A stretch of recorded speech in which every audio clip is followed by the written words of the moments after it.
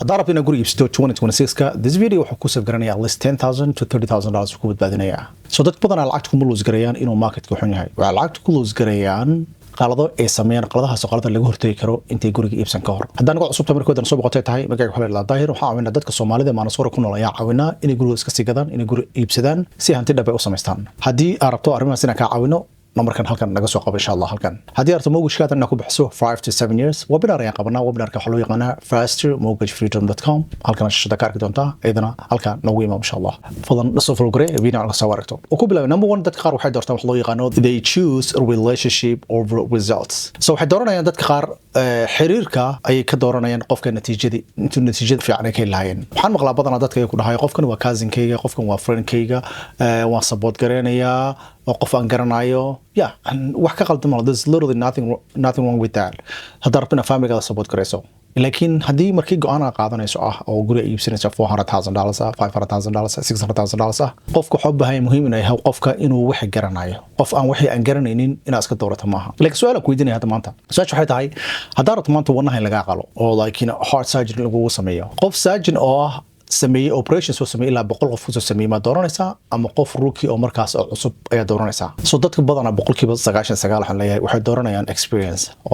leeyahay so that logic-aasi halkuu aadaya markaad iibsanayso one of the biggest transactions of your life waxa ku weyn adduunka caalamka aad ka iibsanayso waddanka Mareykanka hadii taa dhacdo logic-aasi qatu ka baxaya maxaa dhacay so that means haddii hal qalad aad samayso wuxuu ku cost garanayaa inaad lose garayso like literally $10,000 to $30,000 ku lose garanayaa so marka qaar negotiation-kii si fiican negotiation lagu sameeyo inspection-kii waa ka boodaysaa finance-kii waa ku shaqeyn waaye and then ama waxa guriga ka iibsanaysaa guriga meel qaldan oo wax loo yaqaan resale value jirta qiimaha dhow marka suuqa iska sii gadayso lagama iibsanayo of course family-ga inaad taageerto muhiim waay laakiin family-ga wayna u qalmaan waxay like disqualified inay yihiin waay iska taageerin so dadka qaar waxay they usually confuse with loyalty with expertise Soomaalida qaar waxa arkaa dadka qaar waxay ku yihiin like inay wax qof loyal u noqdaan ama u noqdaan qof inay u go'aan qofkii expertise iyo xirfadii wax asagoo aan lahayn taas dhibaatada leedahay number 2 waxa arkaa dadka qaar they don't even do basic research soo sameeyaan dadka qaar waxay spend garanayaan weeks inay search gareeyaan telefoonka iibsan lahaayeen and then guri $500,000 raadinayaan ayagoo the same research aan sameeyeen I don't know why so mar research gareeyaan the agent ay qaadanayaan dooranayaan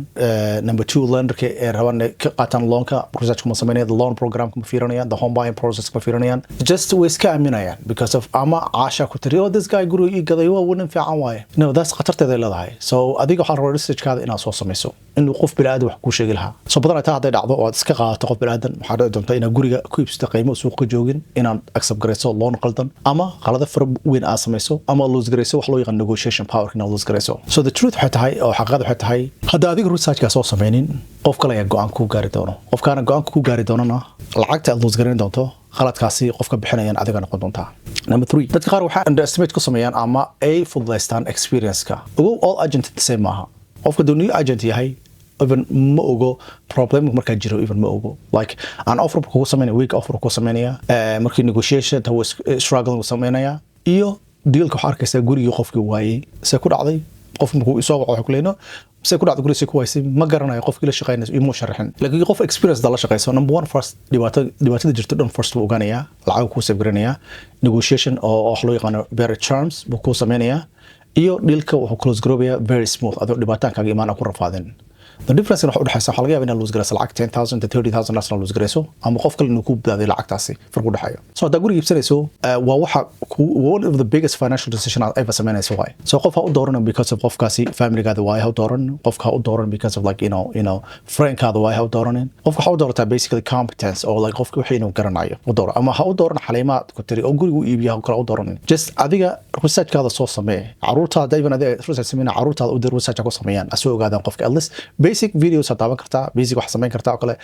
Google search sameyn kartaa waa soo gan kartaa qofku wuxuu yahay so taa hadda sameyso go'aan fiican ayaa qaadanaysaa haddii rabto guriga iibsato ama guriga iska sigdo this number naga soo wacfadlan haddii rabto inaad barato processka guriga dadka soo iibsanayaan webinar ayaan u qabanaa oo loo yaqaan sahanwealthygroup.com halkan naga soo biiri kartaa haddii rabto mortgage-keedana ku bixisana 5 to 7 yearsna waxa ku soo biiri kartaa ada webinar fastermortgagefreedom.com halkan shashada ka arki doontaa iyadana waa ku masantiin fadlan soo folgore video noocan kale mortgage ku saabsan iyo real estate ku saabsan saad u aragto. Assalamu alaikum.